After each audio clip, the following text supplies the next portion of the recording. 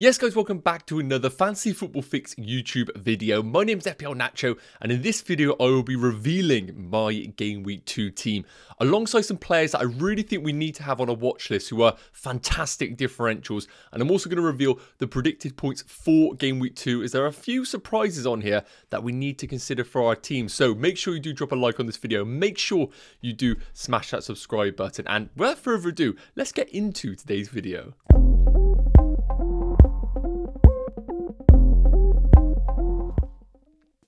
So as I mentioned, first of all, I want to look at some players that I really think we need to watch going into both Game Week 2 and Game Week 3. Now, all three of these picks are a differential, being under 10% owned.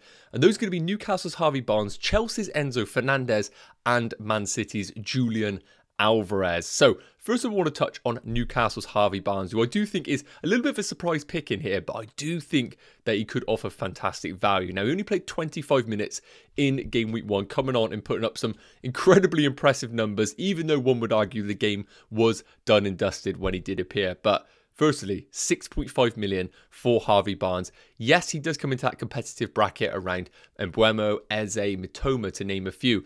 But I think he is going to raise his hand as an option in the coming game weeks. Now, an XG of 0.42 and an XA of 0.82 is ridiculous underlying numbers for only about 20-25 minutes on the field. But once again, I just want to state that it was a little bit of a situation where the game was already wrapped up. So we can't expect these sort of numbers week in, week out from him. But he has 6 attempted assists, which is ridiculous.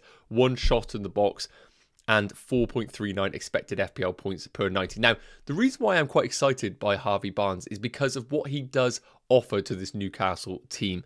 I think both him and Anthony Gordon are probably going to share a bit of game time on that left-hand side, with Isak and Wilson operating as 9s, obviously their game time being mixed, and on the right flank being the likes of Almiron, for example. So I do think there absolutely is a place for Harvey Barnes in this Newcastle team. And what I really do like about Harvey Barnes is he offers that ability to get in and behind defences with the raw pace that he does possess. Now, the fixtures coming up for Newcastle, one would argue if you look at them, are absolutely terrible. They have Man City away, Liverpool at home, Brighton away, and Brentford at home. But when I look at those first three, I actually think these are fixtures that benefit somebody like a Harvey Barnes, even if he does come on for only 30 minutes. Liverpool with that incredibly high line, I think there is going to be opportunities for Newcastle to get in and behind that. And Man City as well offers so much of the field to get in and behind. I think Newcastle naturally away from home are going to be looking to counter Man City. And we saw that 3-3 draw last year, even though that was at St James's Park. And the same applies to Brighton as well. I don't necessarily think Brighton are defensively sound as a team, especially now they have lost someone like a Caicedo. I think there's going to be plenty of opportunities for Newcastle to stretch those defences. And if you want to go for a punt at 6.5 million and you want to go a little bit differential, I think Harvey Barnes is right up there as one of the best around, even if you can only get 30 minutes of him on the field. Now, the one that I'm really excited about at 5 million is Enzo Fernandez. Now, you're probably wondering, this guy is not an FPL option. We saw him last season in this Chelsea team. I want you to completely forget about the Enzo Fernandez we saw last year. In the Liverpool game, we saw Pochettino change it up a little bit and deploy Enzo as a number 8, with Gallagher being a bit more of a deeper player, breaking up the play. Now, what we saw from Enzo was a fantastic all-round midfield performance.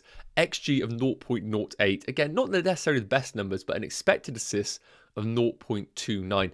And this was in a game against Liverpool, we do need to remember, who have some monsters in the defence like Konate and Van Dijk, kind of breaking up all kind of attacks.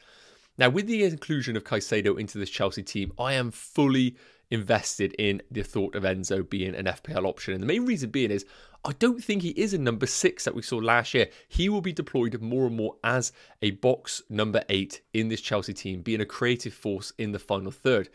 And with Chelsea having attacking talents like Nicholas Jackson, the pace of Mudryk, I think Enzo is going to be at 5 million. Brilliant value for our teams. Now, I get it, might be difficult to squeeze into our sides because of the price point of him, but if you want a real differential with unbelievable fixtures, I think he's a great option. The one caveat I would say is if you are invested in Chilwell and Nicholas Jackson, you might want to consider if this is want to be your third option or you want to go for the Chelsea double defence. That's the one thing I would say if you are interested in Enzo Fernandez as a bit of a negative. Now, last up, Julian Alvarez, probably the most exciting pick of all of the three because we know the potential that he does offer. 6.5 million forward, 0.35 XG in the first game week and 0.32 XA in the first game week. Now, importantly, 3 shots in the box is better than the other 2. And of course, the expected FPL points are far and beyond those 2 players. And naturally, if we can get a 6.5 million option in a Man City team, it feels like a no-brainer. And the big thing as well is the injury to Kevin De Bruyne, knowing that he is going to be out long term, means there is a space vacant in this Man City team. And I do think that he is going to share a lot of minutes in that high number 8 second forward role. And if that is to happen over the coming game weeks, I think it is going to be incredibly hard to avoid someone like a Julian Alvarez in our FPL teams. Even if we only get 30 minutes of him, it's enough time to get value and returns. Now, it's worth noting the away game against Newcastle the home game against Newcastle isn't necessarily the best entry point. And this is why I think these players are ones to watch. Not ones to buy for game week 2, but ones that you could consider for game week 3 onwards. Man City's fixtures from game week 3 are fantastic with Sheffield United, Fulham, West Ham and Forest.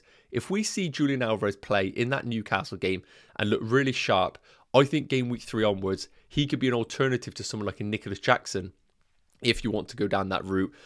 But let me know your thoughts in the comments. I know these are very differential, but from game week 3 onwards, I think these need to be on your watch list. Next up, let's move into the predicted points for game week 2, followed by my team reveal. So here on your screen, you see the predicted points for the top players in game week 1.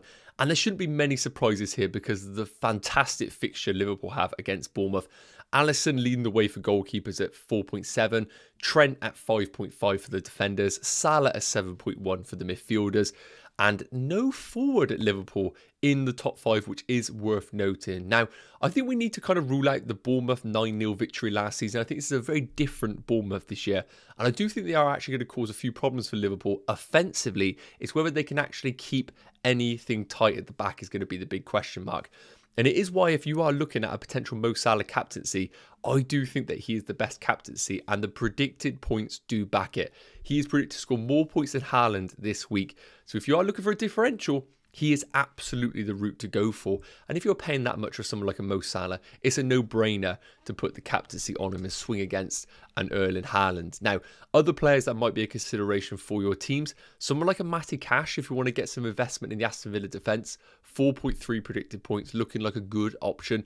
And of course, if you already have a Stupinan, he is looking great for both game week 2 and game week 3 going forward. But as always, I just want to put this slide up on your screen so you could check it out, get a bit of an idea on the players that are looking great for game week 2, as it might give you an idea on what direction you want to take your transfers in this game week. Let me know your thoughts on any of the surprises you can see on your screen. But last up, let's move into my game week 2 team reveal.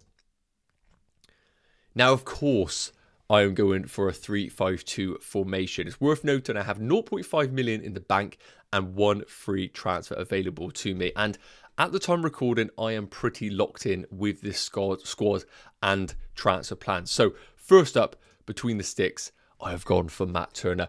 At the start of the season, I went for the Pickford-Turner combination. And I felt like game week 2 was the obvious week to play Matt Turner at home against Sheffield United. Pickford away against Villa just doesn't feel right from an FPL perspective. Now, if you're sat there with the Onana-Turner combination, it becomes much more of an FPL headache. You either go for what you'd argue the better defence in Man United, or you go for the better fixture of Nottingham Forest. And for me, I'd probably just lean towards Matt Turner right now, but it is worth noting, it just feels like it's got an Onana 15-pointer in and amongst it. But Turner for me is an obvious pick. Now, moving into the defence, I've gone for the triple up of Gabriel, Estupinan and Chilwell, the exact same of last week. Now, it's worth noting at the time of recording, we have had information that Reece James is potentially out with a hamstring injury. And the one debate that I did have for my transfer was selling Gabriel to Reece James a week early to get him in and just accept that Gabriel is a little bit of a rotation risk. However, with that Reece James potential injury news, it is just confirmed that I am happy to stick with Gabriel in the team. I personally think he will return to the Arsenal team with that Timber ACL injury, and I'm happy to stick with him. And it might be a case I'll keep Gabriel for the upcoming game weeks until we see another benching, and then it might be time to ship him out of the team. But Stupinan and Chilwell are absolute no-brainers for my starting 11. Moving into the midfield, and we have a similar midfield once again. Gabriel Martinelli and Bukayo Saka absolutely locked in. I'm expecting a tough game against Crystal Palace, but these boys have done nothing to suggest they need to come out of the team right now.